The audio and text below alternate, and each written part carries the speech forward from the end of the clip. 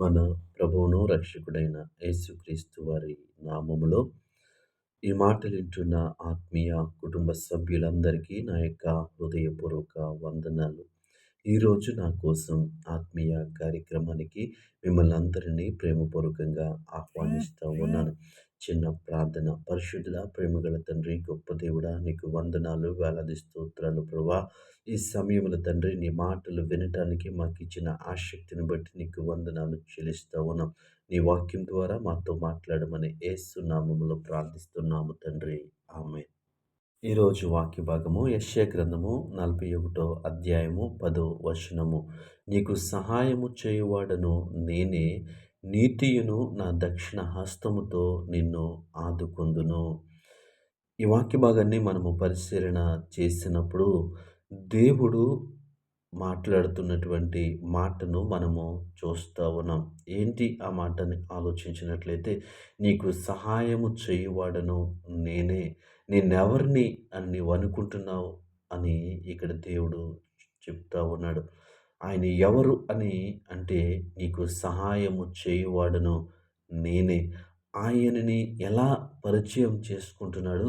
నేను నీకు సహాయము చేయువాడను, నీతియును నా దక్షిణ హస్తముతో నిన్ను ఆదుకొందును. ఇంకా తనను గూర్చి ఈ విధంగా పరిచయం చేసుకుంటా ఉన్నాడు.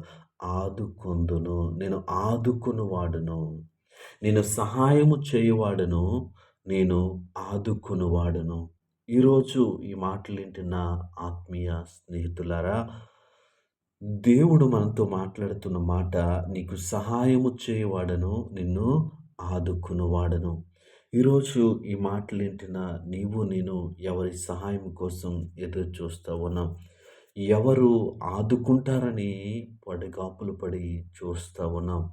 ఈ లోకములో మనుషుల వైపు మనం చూసినప్పుడు వారు మనల్ని చాలాసార్లు నిరుత్సాహపరుస్తూ ఉంటారు. వారు మనకి సహాయము చేస్తారని ఆశతో ఎదురు చూస్తూ ఉంటే, వారు మనల్ని నిరాశపరుస్తూ ఉంటారు. ఇది లోకం యొక్క తీరు. ఒకవేళ వారు మనకి సహాయము చేయాలి అంటే, వారు మనల్ని ఆదుకోవాలంటే, వారితో సమవుజ్జీలుగా మనము ఉండాలి. అంటే వారి స్థితికి తగిన వారిగా మనము ఉండాలి. అప్పుడు వారు మనకి సహాయం చేయొచ్చు ఒకవేళ. కానీ దేవుని వాక్యము సెలవిస్తూ ఉంది, నీకు సహాయము చేయువాడను నేనే. ఆయన ఎవరు అంటే, సహాయము చేసేటువంటి దేవుడు. ఒకవేళ ఈరోజు నువ్వు ఎవరి సహాయం కోసమన్నా ఎదురు చూస్తూ ఉన్నవేమో, ఎవరైనా సహాయము చేస్తే బాగున్ను అనుకుంటున్నావేమో, అయితే దేవుడే నీకు నాకు సహాయము చేస్తానంటున్నాడు. దేవునామానికి మహిమ కలుగునుగాక.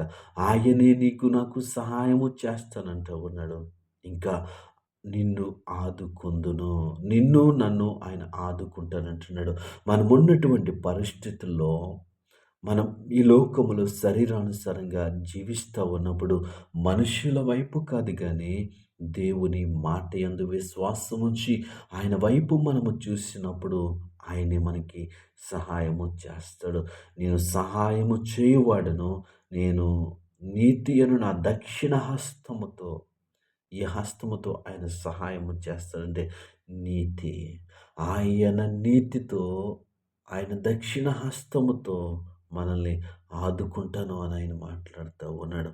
మన విశ్వాసాన్ని బట్టి కాదు, మన భక్తిని బట్టి కాదు, మన నీతిమంతులమని కాదు, మరి దేన్ని బట్టి అంటే, నీతి అను నా దక్షిణ హస్తము, ఆయన నీతిని బట్టి నిన్ను నన్ను ఆయన ఆదుకుంటానంటున్నాడు. ఈ మాటలు వింటున్న ప్రియ సహోదరి సహోదరుడా, నీవు ఎవరి సహాయం కోసం ఎదురు చూస్తున్నావు? ఎవరు ఆదుకుంటారని చూస్తున్నావు? ఎవరు ఆదరిస్తారని చూస్తున్నావు? ఈ వాక్యమైన నీతో నాతో దేవుడు మాట్లాడుతూ ఉన్నాడు.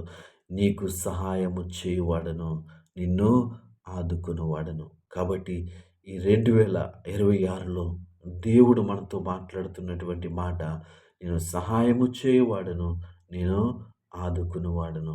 కాబట్టి ఈ వాక్యమందు విశ్వాసం ఉంచుదాం. ఈ మాటల యందు నమ్మకం ఉంచి దేవునిలో కొనసాగుదాం. అట్టి కృప దేవుడు మనకి అనుగ్రహించును గాక. ఆమేన్.